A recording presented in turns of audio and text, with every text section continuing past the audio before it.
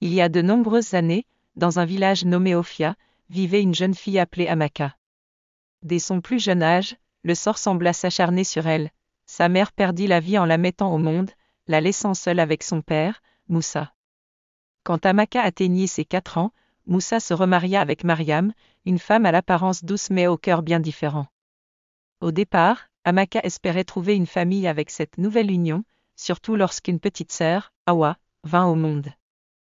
Mais Mariam veillait jalousement à ce qu'Amaka reste à l'écart de la fillette, lui rappelant sans cesse qu'elle n'avait pas de mère. Ce rejet pesait sur le cœur d'Amaka, qui se tournait vers Moussa, mais celui-ci, dominé par Mariam, était impuissant face à la situation. Les années passèrent, transformant les 2 jeunes filles en belles femmes.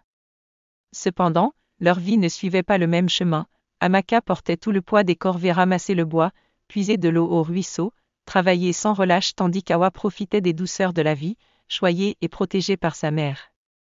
Moussa, rongé par les regrets et les soucis, succomba à une maladie, laissant Amaka orpheline et à la merci de Mariam et Hawa, qui n'hésitaient pas à lui rendre la vie insupportable.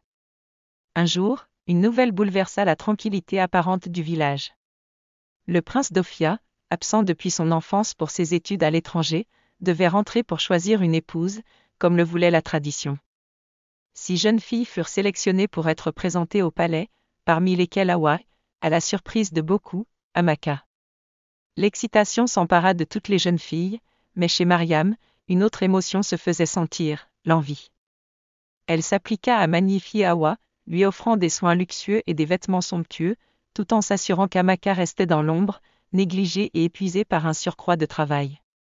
Malgré les injustices, Amaka voyait cette sélection comme une échappatoire, une chance de goûter à la liberté, même si ce n'était que pour 2 mois. Une veille du départ, alors qu'Amaka se réjouissait de quitter enfin cette maison oppressive, Mariam s'interposa brutalement, lui interdisant de partir. Face à cette injustice, Amaka se rebella pour la première fois, mais elle ne récolta qu'une gifle cinglante et des mots cruels. Brisée, elle songea même à mettre fin à ses jours, jusqu'à ce que Salima, une villageoise bienveillante, intervienne. Salima, témoin des souffrances d'Amaka, la réconforta et affronta Mariam, exigeant qu'elle laisse la jeune fille partir. Devant la menace de dénonciation au roi, Mariam céda à contre-séhur. Amaka, après avoir reçu quelques vêtements, se rendit au palais, le cœur lourd mais plein d'espoir.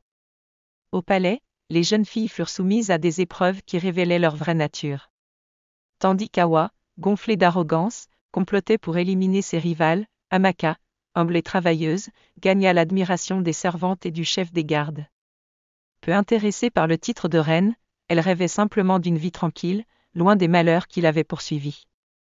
Cependant, le destin avait d'autres plans pour elle.